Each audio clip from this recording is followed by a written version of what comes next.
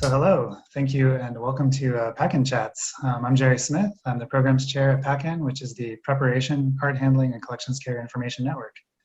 PACCIN Chats, if you haven't joined us before, are a virtual series of short presentations, interviews, and discussions on all sorts of topics of interest to the PACCIN community. PACCIN Chats are intended to be a way for the art preparation, collections care, and fine art services professionals to connect and share knowledge, as well as to be a forum to promote new voices and perspectives within our community. As always, if you're interested in learning more about PACCIN or perhaps becoming a member and connecting with our professional community, go ahead and visit us at paccin.org. That's PACCIN.org. We'd love to have you. Also, we're always enthusiastically taking ideas and proposals for presentations or panel discussions here at PACCIN Chats. If you have an idea you want to run by us, maybe if you just finished an interesting install or you want to discuss the changes in our field over the last year, whatever it might be, you can email us at paccinchats@gmail.com. We can help coach you through the presentation experience, and you can be on one of these yourself. So please consider it. So all of that said, on to the show today. Today we have a single presentation by a team of presenters. We have Rachel Tu, Associate Collections Manager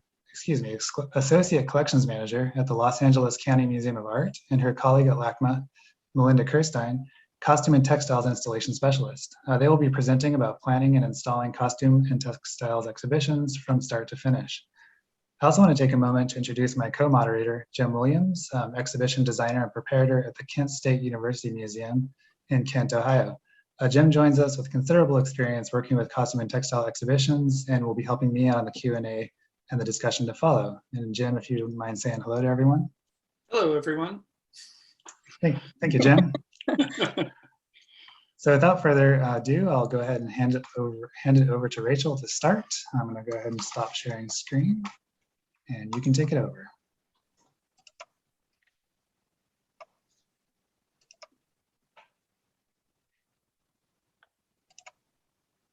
Okay, can everyone see that? Yes. Hi, I'm Rachel Tu, as Jerry said, Associate Collections Manager of Costume and Textiles at the Los Angeles County Museum of Art, also known as LACMA, and I'm co-presenting with Melinda Kerstein, Installation Specialist in Costume and Textiles at LACMA. Today, we are presenting a general walkthrough of our costume exhibition process, from planning to installation, including preparations for travel. I joined LACMA in 2003 as Senior Collections Administrator in Costume and Textiles, then as Curatorial Assistant. Upon returning to the museum in 2013, I took on the role of Costume and Textiles Installation Specialist. I received my master's degree in Museum Studies, Costume and Textiles from FIT State University of New York. My past positions have included Senior Research Associate at the Costume Institute at the Metropolitan Museum of Art, Associate Curator of a private collection here in Los Angeles, and as a consultant on numerous costume exhibitions throughout the LA area. My current position as Costume Installation Specialist is a hybrid position between curator and conservator. Like our curators, it requires academic and technical knowledge of costume history and costume construction. Like conservators and mount makers, it also requires the technical know-how to safely support and mount costumes. This is Rachel. I joined LACMA as Collections Manager in 2011. Prior to that, I earned my master's degree in Costume Studies at New York University and worked for several years as a contract art handler, conservation tech, and mount maker, as well as a costume tailor for Broadway and regional theater. I was also part of the team that cataloged and photographed the Brooklyn Museum's 25,000-piece fashion collection before it was transferred to the Costume Institute at the Met. I also served as the content coordinator for traveling exhibitions at the American Museum of Natural History. Today, we are going to be focusing on the exhibition of costumes on three-dimensional mounts, distinguishing this from the display of flat textiles or costumes that are mounted flat. Here on the right is a mid-18th century man's ensemble portrayed in the exaggerated fashionable English icon of a macaroni, which was part of LACMA's Reigning Men exhibition. Mr. Macaroni is going to be our mascot throughout this presentation, and he'll appear in each step of the process. Melinda will start off with a discussion of the preparations that take place years in advance of the exhibition opening, including selecting mannequins, dressing and mount making, tracking all the parts that make up the ensemble in our objects database. I will then discuss the physical organization of the collection as the ensembles are coordinated for test dressing, catalog photography, installation, and travel. When we get into active installation, I will continue the discussion with the initial setup in the gallery, and then Melinda will go into the installation, dressing, and mounting itself. Mounting a costume exhibition is not as simple as just finding a mannequin and putting the objects onto it. LACMA's Costume and Textile Department, C&T, has an encyclopedic collection spanning from the 18th century to the present, and each time period has specific requirements in order to achieve the correct silhouette and body type. We use mannequins manufactured for museum use, commercial mannequins, dress forms, and invisible mounts. Our department has also designed mannequins and had them manufactured when there is a void in the marketplace. These mannequins are then customized using padding and prop materials to custom fit each object. Mannequins and mounts need to be made of conservation-approved materials that our conservation scientists test for long or short-term use. LACMA has various mannequins in stock, but also orders mannequins as needed for specific exhibitions. I will briefly run through the mannequins that C&T has in stock and most frequently uses in exhibitions throughout the museum. KCI mannequin was developed by the Kyoto Costume Institute specifically for museum use. The female mannequins employ period silhouettes ranging from the 18th century to the early 19th century, keeping in mind the fashionable body of the period and how it was shaped by undergarments. They are objects to wear and seen in the exhibition Fashioning Fashion, and an example of the undergarments of the 18th century garment, including panniers and a corseted torso. KCI also produces an 18th century male mannequin. This is our macaroni from Raining Men, using the KCI male mannequin, adjusted and padded out to the measurements of the garments.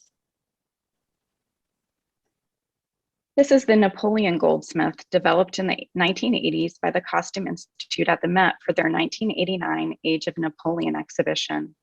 This is an older style mannequin that we still use for some 18th century and early 19th century men's costumes, especially those objects that are smaller in size. This mannequin is adjustable at the torso, but is limited in that it has standard leg and arm length that can't be adjusted to the garments. LACMA also develops mannequins when there is a void in the marketplace. We developed this mannequin, the LACMA, for a Raining Men exhibition to accommodate a 19th and early 20th century men's silhouette, using knowledge of historic posture and body while averaging costume measurements within our collection. For contemporary looks, the Schleppy mannequins have been a standard in museums for decades. Their classic form create a streamlined and cohesive look that stands the test of time.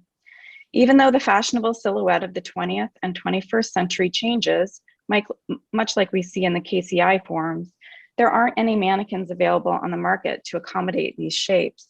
At this time, C&T opts to use the Schleppy mannequin and manipulate its form to fit the garment, or use invisible mounts or dress forms.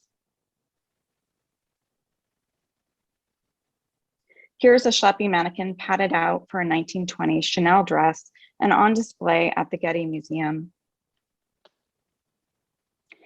Recently, 3D printing has become a viable option in expanding the mannequins available to us by enabling us to customize forms to our specific needs.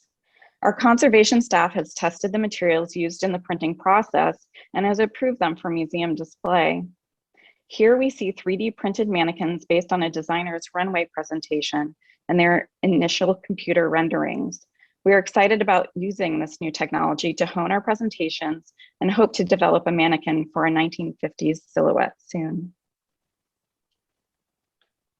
Dressing objects start with the vision of the curators. Do they want to accessorize an object? If so, fully dressed mannequins are needed. Do they want a more minimal look? Invisible forms can be used to create a floating appearance that focuses solely on the main object. The process starts with the conception of the exhibition by the curator. Then, in collaboration with the installation specialist, the mounts are decided considering what will support the object for display and accommodate the needs of the objects with the overall aesthetic vision. Costume and textile curators are highly involved in the display of costume because the mounts give shape to a costume. So the mount itself determines if it will be a historically accurate silhouette or an abstracted shape, while the pose, gesture, and arm position of the mannequin provide a sense of suggested movement. In short, the mount is pivotal to understanding the artwork as well as the curatorial vision. The photos above show a dress by Alexander McQueen on its journey to the runway. The labor alone for mounting a single ensemble on a mannequin for the first time takes an estimated 16 to 32 hours for a historic ensemble or 8 to 16 hours for a contemporary look. And for invisible mounts, that time range can range from 32 to 80 plus hours, depending on the complexity of the mount. To understand what goes into installing a costume exhibition, an understanding of the step-by-step costume mounting process is necessary. After the object is chosen by the curators, it is reviewed by conservation for condition issues. The first step after condition is assessed is research using primary source material, as demonstrated on the left with a historic fashion plate. This research is used to determine the correct silhouette, undergarments, accessories, and hairstyle. Next, a mannequin with the appropriate historic silhouette and proportions are selected. Our main goal is to mount the object safely, making sure not to add additional stress, but making sure the garment is supported enough to withstand months on exhibition. We start out with a mannequin that is slightly smaller than the object, so as not to stress the object being dressed. We also limit the amount of times a garment is tried on. Limiting handling is key. The costume parts are then measured and test fit in the photo to the right to determine what areas need additional padding or carving. The undergarments that were worn to mold the body are also taken into consideration. Earlier garments were tailor-made to their wearer, thus not standardized in size. Next, the mannequin is customized to the object. There are various methods to dressing mannequins, and each conservator or installation specialist may approach dressing differently. At LACMA, we have streamlined the way we dress. The mannequin is covered in pantyhose to create a pierceable sewing surface and protect the costume from direct contact with the mannequin's painted surface.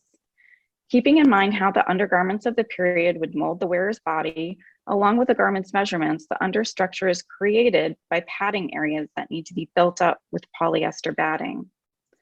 To create movement, volume, and a layer of air between the costume and the mannequin, polyester tulle net is used as the next layer.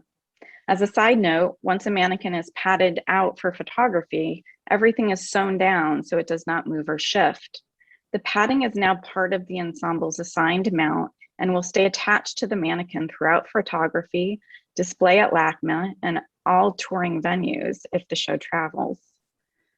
Accessories are next. Here you can see neckwear research illustrations adjacent to the completed in-house made prop neckwear.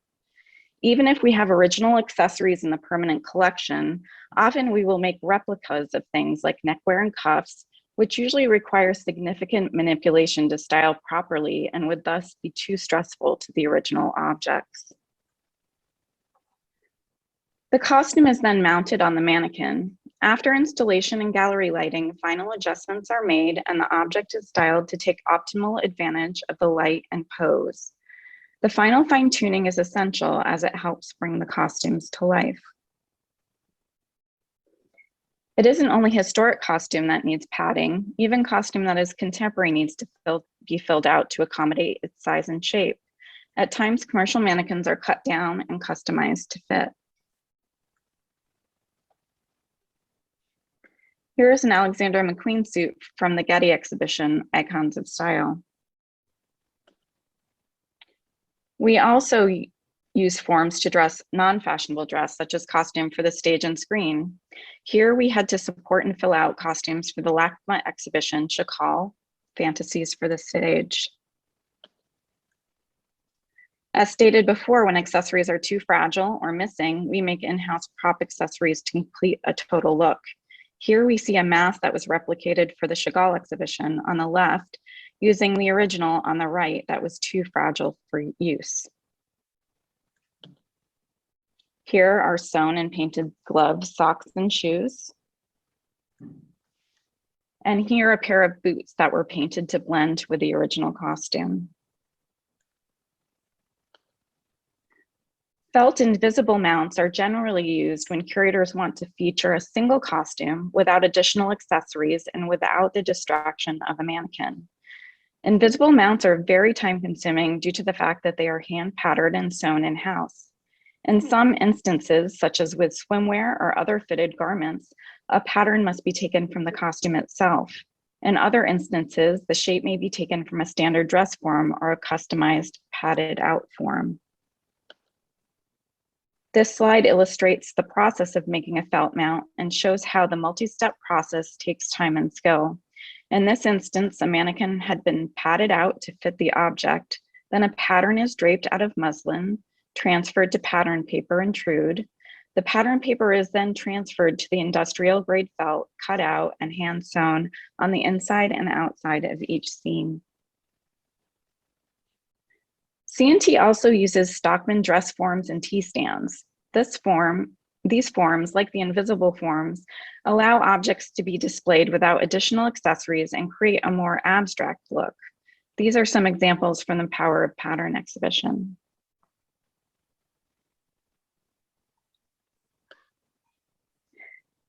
C&T installation specialists often work in collaboration with the mount makers in conservation.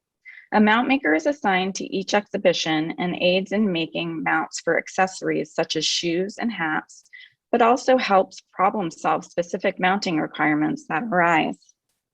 I'm sorry, Melinda, what slide are you on? Cool. You're on the right one, the forward one, yep. Some mount construction requires a combined effort between the costume installation specialists who will make the felt and traditional mount makers to create a metalwork structure. In this sheer tailcoat, for instance, the felt was made by the installation specialist that supports the front structure, highlighting the fine tailoring, while the back made by the mount maker is a metal structure following the curved fiddleback seams, which are then covered in chiffon, allowing light to shine through it.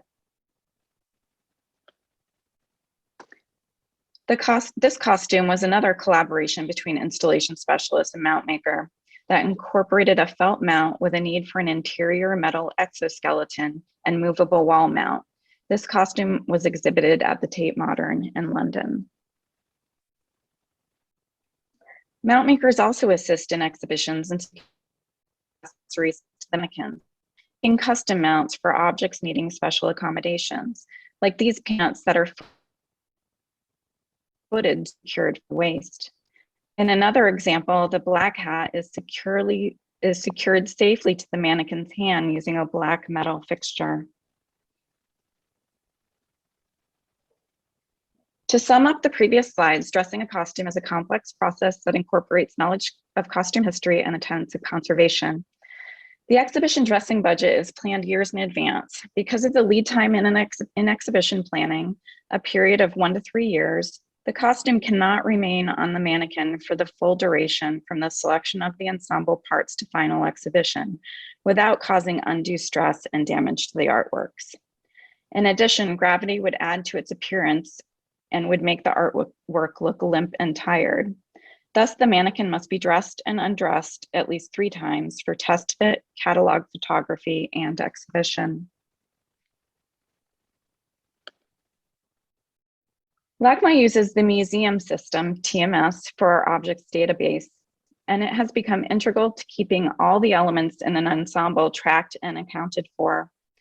Many ensembles in an exhibition have more than a dozen components, including the artwork itself, reproduction accessories, the mannequin or mount, and wig. CNT developed a way to track all the various components going into the total look of one mannequin using a virtual record. The main object record for the macaroni suit is shown above. A new department was created in TMS called Costume and Textiles, Props and Mounts.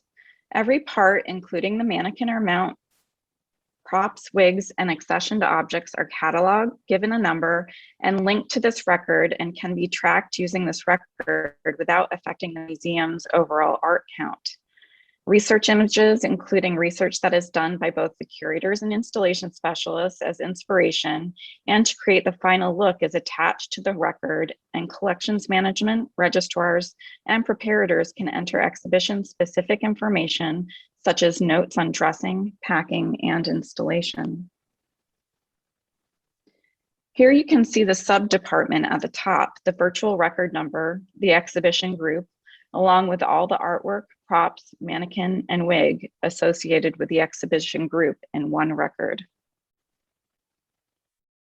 Within each virtual record, all dressing information is recorded. This dressing sheet depicts the detailed process of dressing, so the process can be repeated easily and can be undressed safely. Measurements, batting placement, and location of tool is recorded down to the placement of every pin. The virtual record is vital to the organization of these large costume exhibitions and is used as a tool to track and record every detail of the ensemble. As Melinda said, an ensemble is made up of at least 2 to upwards of 24 components. In permanent collection storage, all the components that make up an exhibition-specific ensemble would not be packed together, but instead be packed separately or with other like objects. In this section, I'll be discussing how we physically organize all the curator assembled components for initial cataloging, test dressing, and catalog photography, and then for installation at LACMA and travel to other venues. This is a photo of our main dressing workroom located in the same building as the Costume and Textiles permanent collection storerooms. 2 to 3 years in advance of an exhibition opening, curators will put together the exhibition checklist and share it with collections management, the installation specialist, the exhibition coordinators, and registrar. Collections management pulls the checklist objects as well as mannequins and mounts in our existing stock and moves them to the programming hold area located on either side of the dressing area. On the shelving unit to the left are blue board boxes containing works that have been selected for the various programs. On the right, the brown cardboard boxes contain mannequins that have been selected from our existing stock for the current projects. At the center, you can see the mannequin dressing in progress, along with the curator's storyboards nearby that are essential working tools for the exhibition development process. Against the fourth wall in this space is another storage unit that contains dressing supplies, tools, and exhibition fabrics. This entire setup makes it possible to access the artwork, mannequins, and supplies in one place. Shown here is one aisle of our storage for the Costume and Textile permanent collection. At LACMA, costumes are generally stored either flat in blue board boxes, as you can see in the upper shelves, or hanging in mobile garment carts like those lined up underneath the shelves. When we receive the curator's checklist, collections management pulls the boxes out of the permanent storage rooms and moves them to the programming hold area pictured here. And low-tack removable high visibility labels are attached to the box, showing the exhibition number, organizing department, exhibition title or nickname, and anticipated opening dates, as well as the specific costume in the box that are selected, since oftentimes the box also contains other objects that have not been selected for exhibition. These labels can be removed after the exhibition without causing damage to the permanent collection box. Hanging costumes that are selected for exhibition are removed from their permanent storage carts and consolidated onto exhibition-specific carts. The carts are labeled on the exterior, similar to the flat storage boxes, and inside the carts, the costumes are organized by exhibition section and subsection with hanging dividers containing the virtual record number and common names such as RM1 macaroni. If an ensemble has non-art reproduction props or other dressing accessories such as socks, shoes, neckties, jewelry, we will also assign an archival shoebox of sorts to each ensemble to keep all these additional parts together. These boxes are placed in the programming hold area as well. Mannequins take up considerably more space than most of the costume artwork themselves. And as Melinda has shown, the mannequin selection, including its posture, arm position, and padding, are very specific to each ensemble. As the mannequins are assembled, they are placed in a staging area, and a paper ensemble checklist is hung around the neck of each mannequin. This checklist is a customized report created from the virtual record in the objects database. A high visibility label is attached to the checklist indicating whether the mannequin is dressed and awaiting photography, photographed and photo editing is in progress, or editing is complete and it's okay to undress. When photography is completed, the mannequins are undressed. The physical organization of the objects, props, and mounts are put into place in preparation for catalog photography. The photo studio is in the same location as the costume and textile permanent storage, adjacent to the workroom, which makes it possible to simply roll the dressed mannequins into the studio when they are ready. Costumes cannot be safely or economically transported fully dressed on mannequins or mounts without causing irreparable damage to the artwork. Therefore, we treat all exhibitions like traveling exhibitions, where costumes are packed flat, separate from their mannequins, and everything we could possibly need is anticipated in advance and delivered at one time to the gallery. Up until this point, the objects have been kept in their existing permanent storage housing rather than being separated and consolidated with other exhibition works. Since LACMA's storage is located off-site, collections management needs to take into consideration how to safely transport the artwork and mannequins to the galleries, as well as pack it in such a way that the installation process is efficient. Since costumes tend to be human size, most of our costumes are packed in prefabricated textile boxes that come in 6 different standard sizes. In addition to reducing the overall number of custom boxes needed, standard size boxes allow for efficient crating should the exhibition travel. To reduce overall handling of the costumes, we have developed an integrated carryboard system into the packing. The carryboard is made of an archival foam core board cut to the interior dimensions of the box with a muslin sheet attached with archival glue. The costume is laid on the board, padded out appropriately, and then the edges of the muslin are folded over the costume like an envelope. In terms of handling, this system makes it easier to keep the multiple parts together and lift them out into and out of the box without introducing any mechanical folds in the process. Standard costume boxes are 6 inches in height, but oftentimes a single costume or ensemble does not require the full 6-inch height. To make the most efficient use of that space, we developed a bridge system. These are simple strips of blue board folded at the edges to half the interior height of the box and laid over the bottom costume. Another carrier board can then be placed on top, and the bridges are sturdy enough to support the top board without putting any weight on the lower layer. This is a great economical method for safely consolidating 2 to 3 costumes, such as swimsuits or knit dresses, in a single box. Taking a look at the packing of Macaroni, his ensemble is made up of 21 different parts, including the costume pieces, prop accessories, the mannequin, and wig, all of which are not normally packed together for permanent collection storage. In order to make it possible for the installation team to efficiently mount this ensemble in the gallery, it must be thoughtfully packed so as many parts of the ensemble are safely consolidated into the fewest number of containers.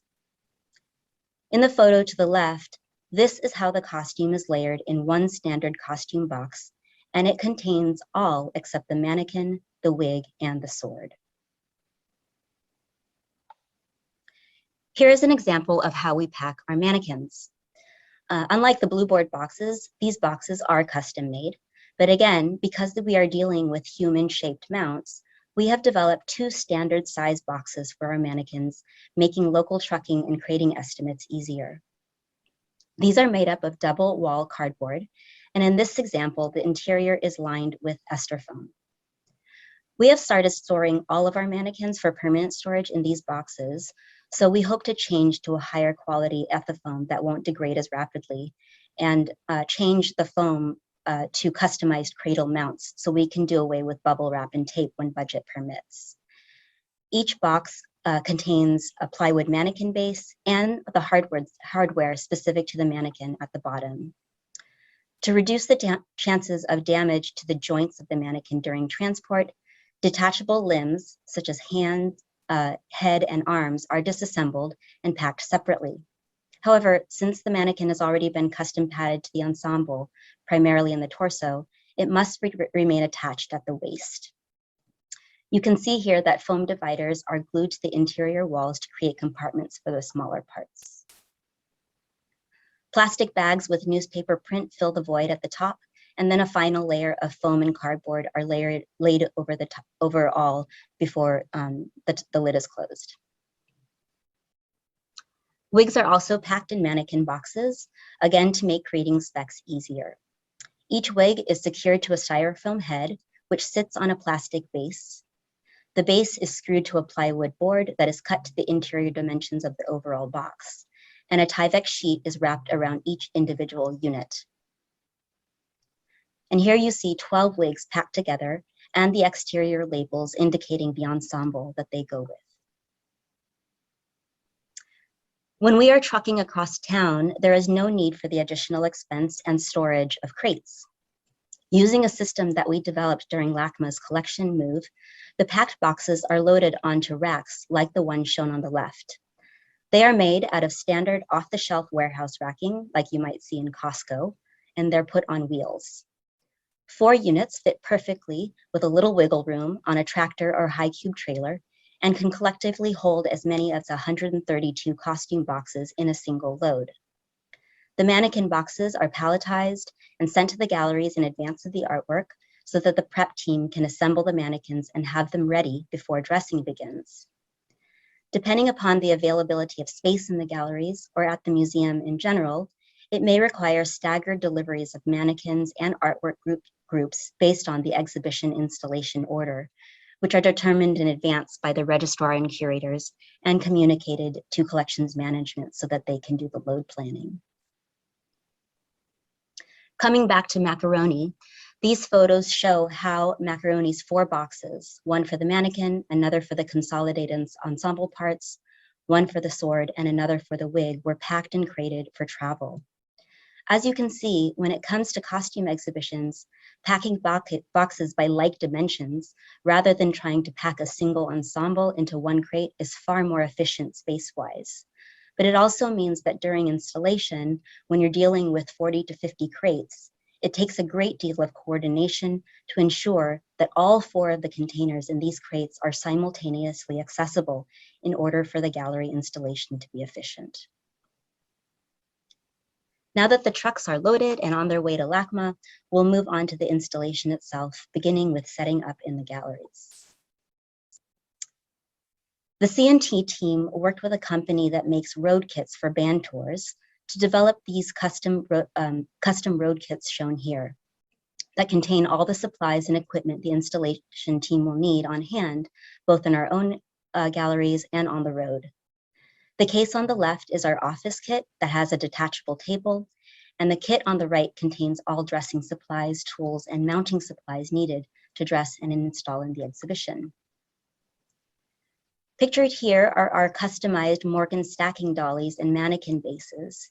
Each mannequin is dressed on a wooden base with 2 divots on the left and right side. The dollies are outfitted with 2 clamps that fit into the divots on the base, securing the mannequin to the dolly for movement. A D-ring is installed on one end of the dolly so that a handle with a hook can help pull the dolly without needing to touch the mannequin, or overly touch it really. When the dolly is not in motion, 2 locking casters prevent the dolly from rolling. On the first day of installation, the prep team covers the decks with craft paper or the like to protect the painted surface, and sets up tables covered in Tyvek sheets that will serve as workstations for dressing and condition checks, while curatorial staff tapes paper placeholders for each ensemble on the deck following the exhibition floor plan. As the preparators assemble the mannequins, they will be placed on a dolly and moved in front of the deck where they will be installed. As the artworks arrives at the gallery, the collections manager unpacks the costumes in installation order, making sure that all the parts needed are together and staged, and stages them for the conservator to do condition checks. Once conservation is done, they move the artwork to the dresser staging area, and once the initial dressing is completed, the mannequins are staged back in front of the deck where they will be installed, ready for the curators and prep team to place and secure.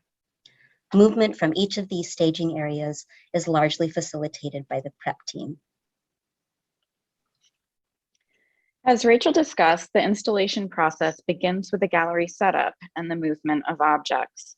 Before the mannequins are unpacked, we have a general meeting with all staff involved in the installation: art preparators, registrars, curatorial, conservation, and collection staff. The exhibition is explained along with the types of mannequins and mounts that are being used, what hardware and installation requirements that are needed to be followed, and special handling requirements. Instructions and information are given to each team, and detailed installation plan is divided and set into motion. The process then moves onto the objects being unpacked by collections management and filtered to condition reports conducted by a conservator. All damage condition issues are photographed and recorded in order to track the condition of each object during the course of the exhibition. At the same time, the mannequins are unpacked and put together, secured to the dressing bases. It is important that all hardware that will be used for final installation travel with the pre-padded mannequins. This hardware is usually contained in a clearly labeled bag contained within the mannequin box. Mannequin mounting hardware is not universal, and each mannequin has a unique set of hardware. Care needs to be taken to keep the hardware with its mannequin at all times. The mannequin flanges and rods are usually made of steel and fit into the leg or foot, which has an inner metal channel. C&T often develops guides to the hardware and mannequins used for each exhibition. This is an example from our guide for Reigning Men and describes the use of hardware for the contemporary forms. All of this information will be provided to the art preparation team ahead of the exhibition and explained in detail. The costumes are then dressed within the gallery space. This is usually a team effort that is conducted by C&T staff, including the installation specialists, curators, and C&T trained collections management. Dressing order follows a plan developed by the curator, not always in gallery or exhibition order. The dressed mannequins are then brought to their locations and put on the decks according to their placeholders.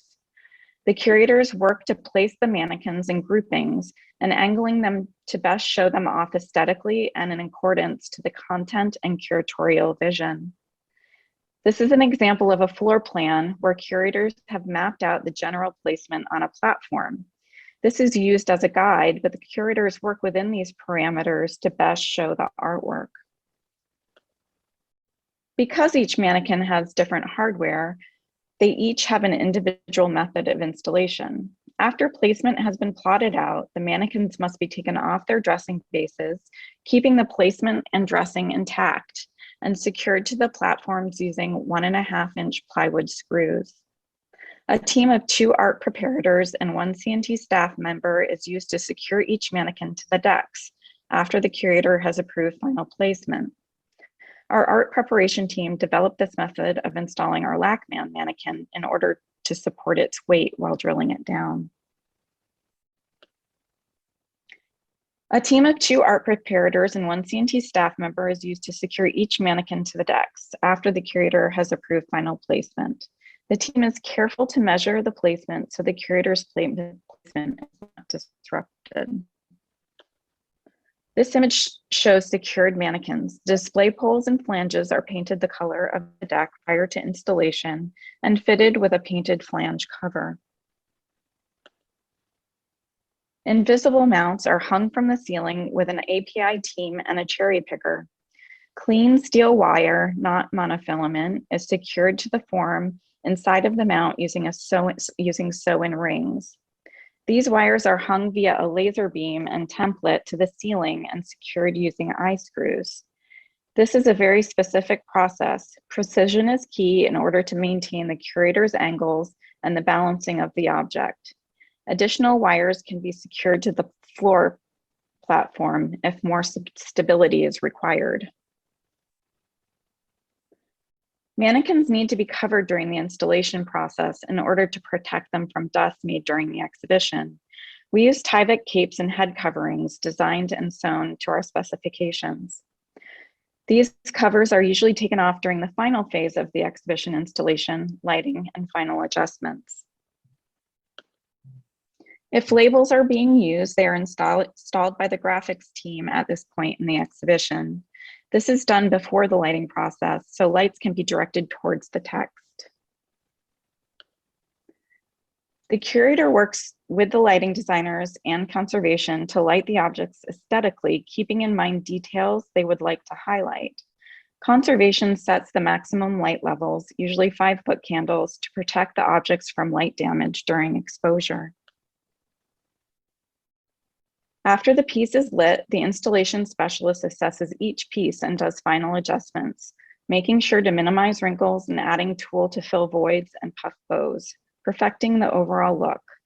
This last round of primping ensures the ensembles look their best and will maintain their shape and detail throughout the course of the exhibition.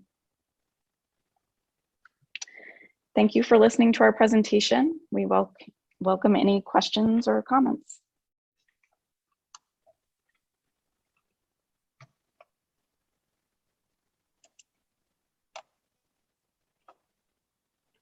Thank you very much, Rachel and Melinda. If you have questions, can you please put them in the chat, and Jim and I will relay them to Rachel and Melinda.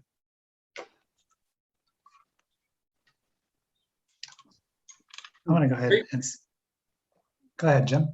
I was just going to say, great job, Rachel and Melinda. I'm always blown away by seeing, how someone else approaches the same problems that I deal with every day and learning new tips.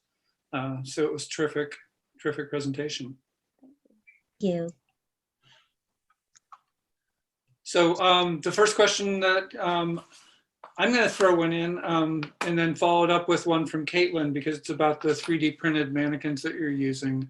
I'm curious what the material is that your conservators approved for printing. And Caitlin asked, is there a particular manufacturer that you found, or are they manufactured in-house?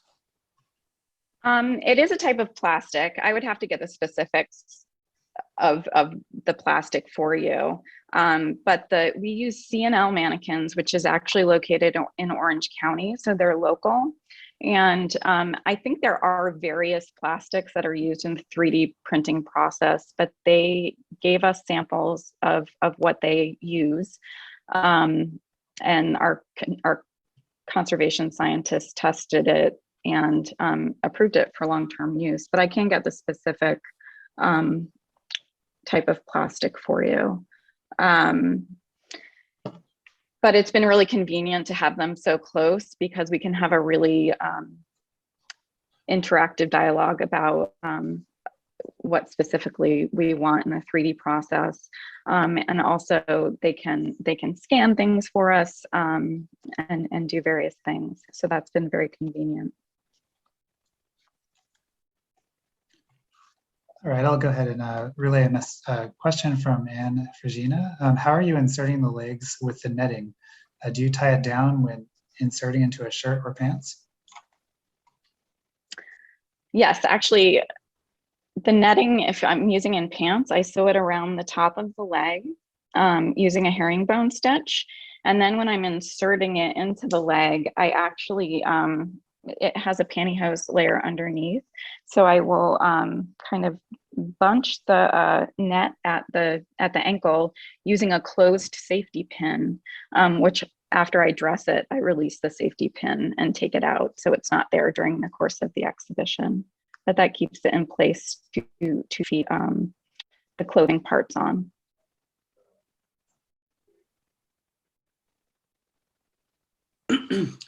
Okay. Anne Frasina asks, when creating invisible mounts, what are you using as a base? What is the hard surface that is supporting the felt?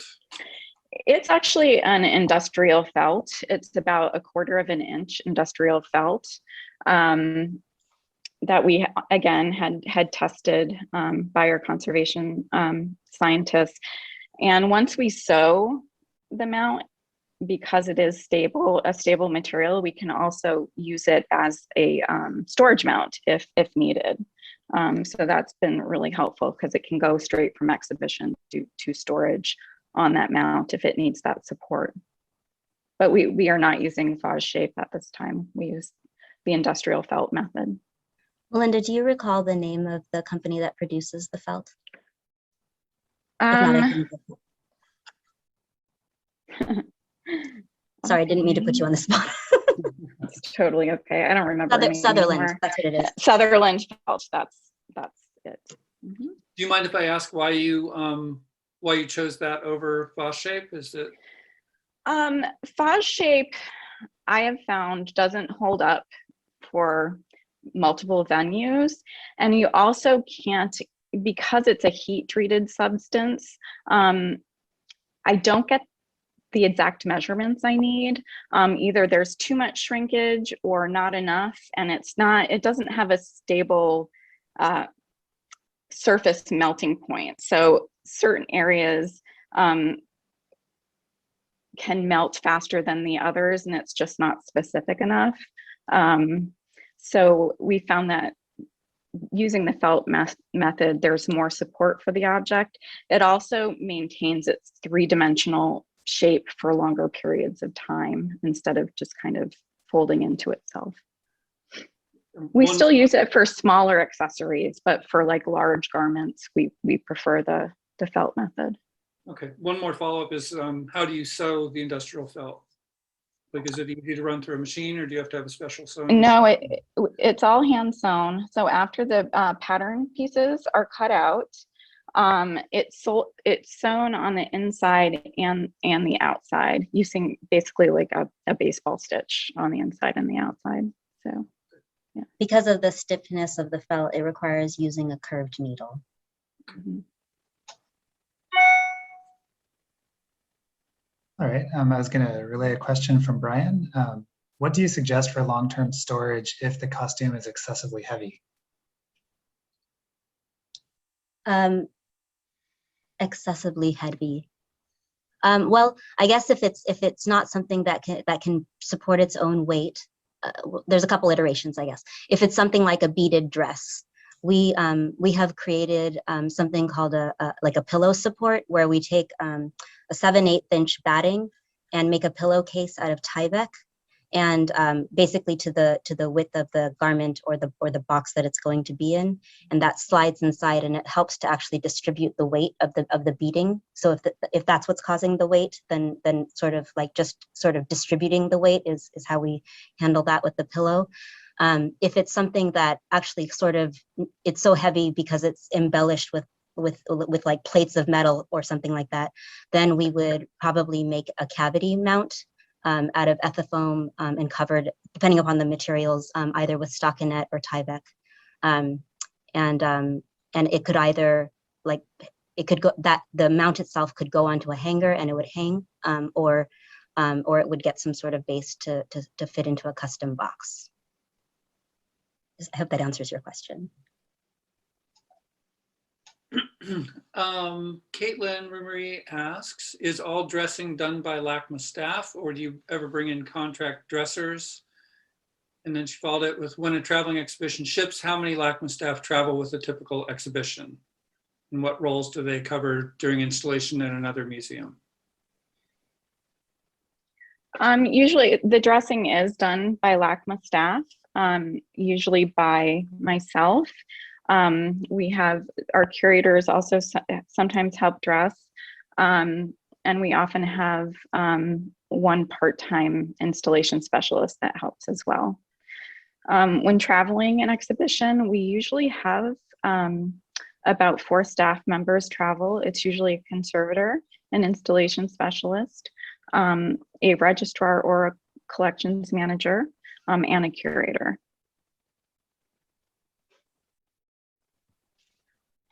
Oh, and I guess for each of those roles, the registrar or the collections manager would be the one that would be sort of overseeing the installation, the whole, yeah, sort of coordinating the exhibition, the installation, and making sure that the objects are, made available at each stage. The conservator would do the condition checks. Usually they'll team up with a conservator at the venue to do that together. And then the installation specialist would actually oversee the dressing, of course, and then the curator would oversee the placement of the mannequins.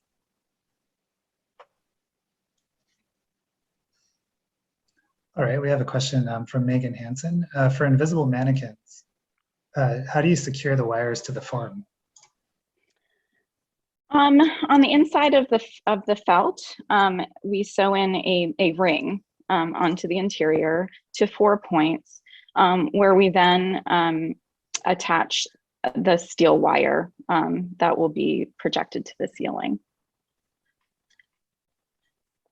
Right, so the wires actually come out of the neck of the form, and a template is made to show like how far the wires are spaced inside of the neck, so that when you're securing them to the ceiling, those wires always stay sort of in that in parallel without causing undue stress to the neck of the form.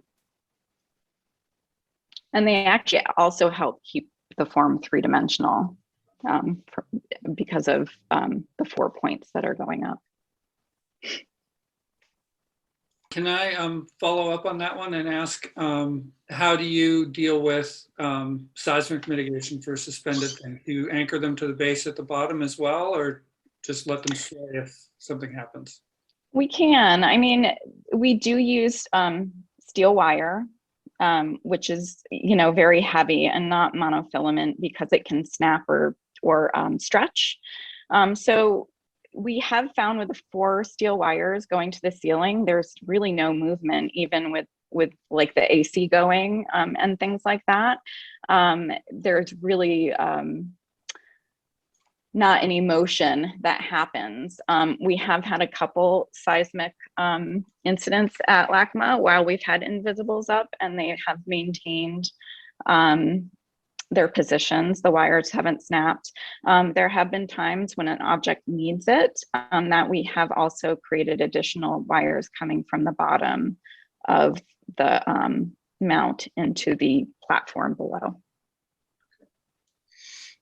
Okay. Meg Geis-Mooney asks, your thoughts on display out in the open versus inside an exhibit case? What maintenance occurs for dust mitigation during an exhibition out in the open? At LACMA, we tend to do more open exhibitions. We require a 36-inch touch distance from the edge of the platform to where the mannequin is placed, so somebody cannot reach out and touch it. Our curators prefer that just because the cases do create a little bit of a glare. In some cases, if a costume is really fragile, we will have a case. Our conservation team cleans once a week or as needed. We're constantly really doing walkthroughs of the exhibition, but our conservation goes every Wednesday when the museum is closed and make sure there's no dust accumulation on pieces. All right, I'm going to skip the question about why not FOSS shape, since I believe it may have been answered earlier by Melinda.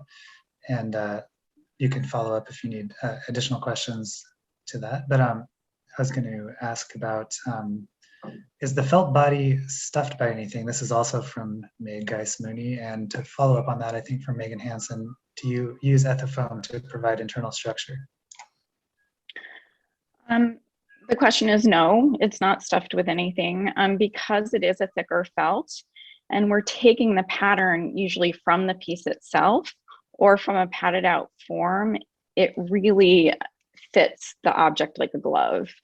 So there's really no need to have anything inside because the felt itself basically like can be squished up to fit into the piece and then popped out and it fits the object perfectly and keeps its three-dimensionality because you are taking a pattern from the piece itself. So it really does fit the interior dimensions perfectly.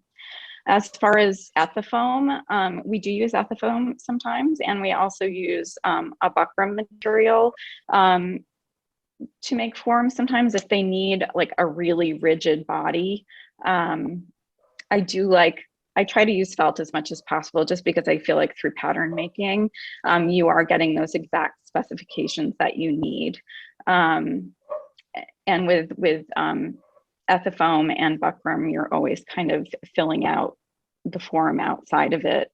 But there are certain cases where we have used them because it needs the additional support. It's a more rigid form.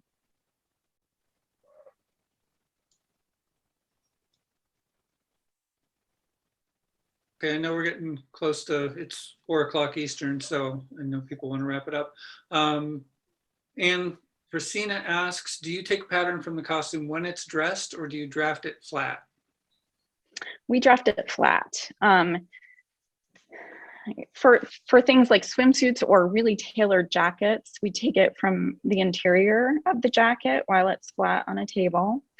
If we want the costume to drape on a form, I will pad out a dress form or a mannequin and then drape the pattern on the dress form or mannequin that's been padded out to the shape of the object. Kind of a case-by-case basis, depending on the tailoring of the object.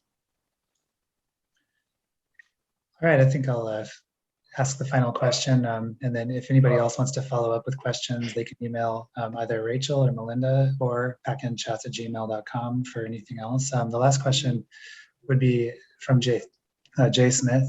How is temperature and RH maintained while in storage, referring to natural fibers versus synthetic? At LACMA, most textiles have the same requirements. So our temperature is set at 70 degrees and humidity is between 45 and, RH is 45 and 50. There are instances where we have identified parts of the collection that would be best in cold storage or cool storage, but LACMA doesn't have that in our storage yet, but we've identified what we would like to go into cold storage eventually. All right, thank you all for, thank you Melinda and Rachel for your presentations today. Thank you Jim for helping moderate. I appreciate your insight and input. And thank you everyone for attending. And there were some questions about resources from Melinda and Rachel. And again, you can email them directly if you have their email addresses. If you didn't happen to catch those while the screen was up, go ahead and email me at paccinchats@gmail.com and I can get you the information you need. Thank you again and appreciate everyone joining. We can consider this PACCIN Chat finished. Thank you.